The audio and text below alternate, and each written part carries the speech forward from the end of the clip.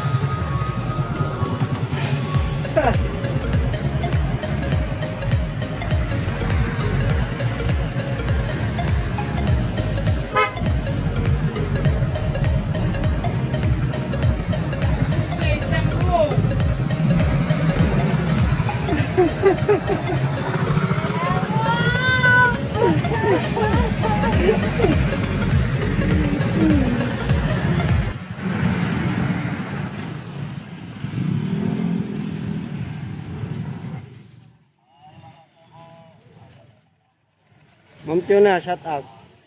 Shout out. MSRP, wala kayo. Absent. Attendance kayo? Scooter niyo sa wakay. Nandun pa yung... Attendance pa dito yung ano?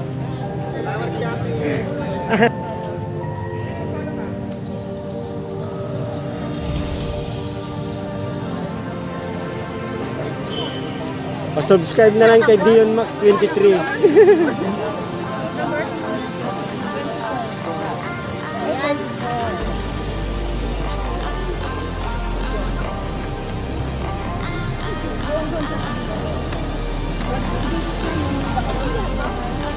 Yung signature mo, ano?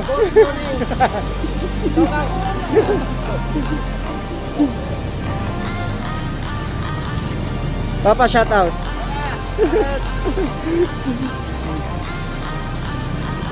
Dito mismo gaganapin yung charity event namin, kung saan mamaya andyan na yung beneficiary namin. Naantay lang.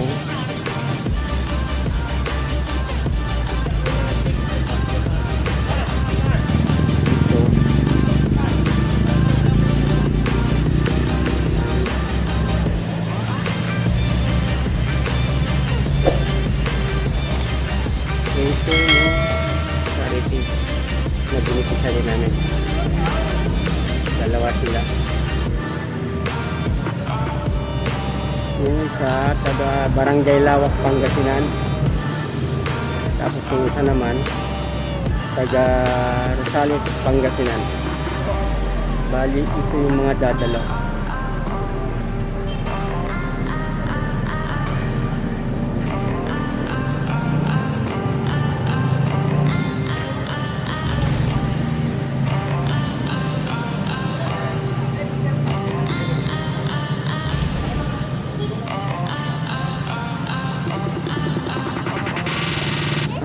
likod ng charity na to.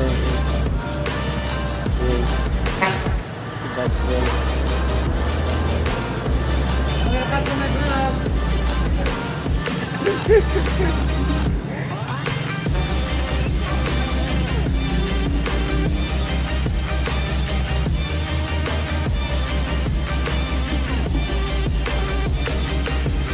Ay, ito na pala. Ito na yung ano, first na beneficiary natin. Bali, dito ilalagay yung mga donation namin. Alright?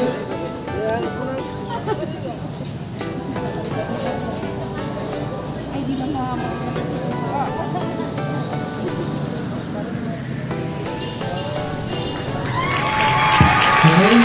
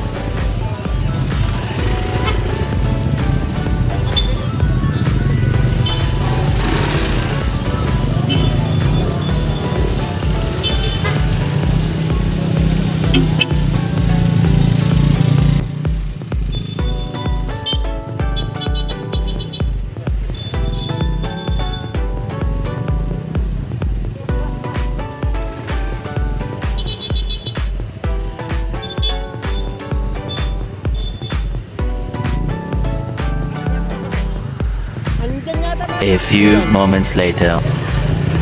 Ayun yung sasakyan mo. Andun sa karama pa. Sana all! Tayo na tayo!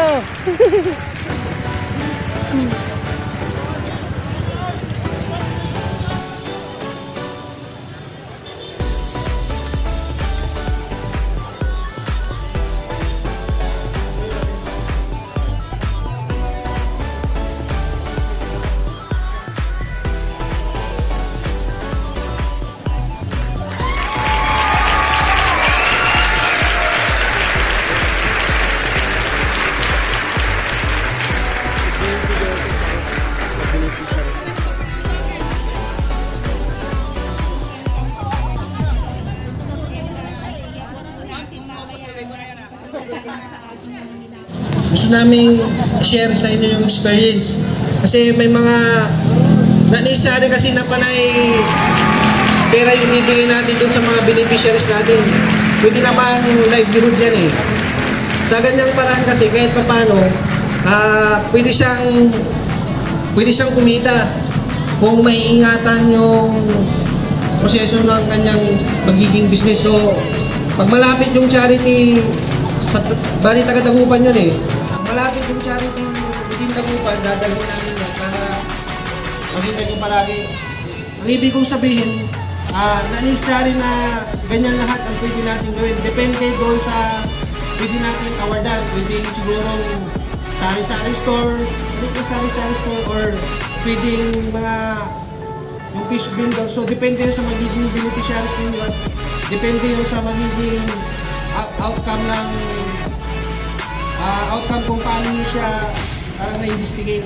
Kasi nung tinignan namin yung place niya kasi merong siyang katabing malaking store, so hindi na pwedeng sari-sari store. Kaya ganyan naisip namin parang fishbowlan, which is sa tingin namin kikita naman kahit pa paano. At tawag dito, yung mga kasama kong leaders pala, meron pa tayong emergency meeting. Meron lang akong i-raise up na concern. Saglit lang, mga 5 to 10 minutes. Siguro dyan na lang tayo. After kong mag-speech dito para may explain lang ako sa inyo. Tapos yung mga ibang IDs natin kasi nasa akin na. So ibibigay ko na rin yun para hindi ko na kayo puntahan isa-isa. So pag nag-send kayo ng information nyo doon sa page ng Riders Alliance Pangasinan, for sure meron na kayo dito. Pag hindi pa, huwag kayong mag-alala at meron pa rin yun. Yung ID natin, for free yun sa mga leaders natin saka sa assistant nila. Pero doon sa mga members, usapan natin paano magiging setup natin doon. Anyway, maraming salamat sa Infinite Love. Maraming salamat sa inyo, sir, at sinama nyo yung sang team namin, Bad Boys Lacanchero, kay T.L. Barberto, pare, congrats. At lahat ng mga riders ngayong araw na ito, mabuhay po kayo at congrats sa inyong lahat. To allow us again to use this venue. Very supportive nila, very open sila para sa atin, guys. So maraming salamat po.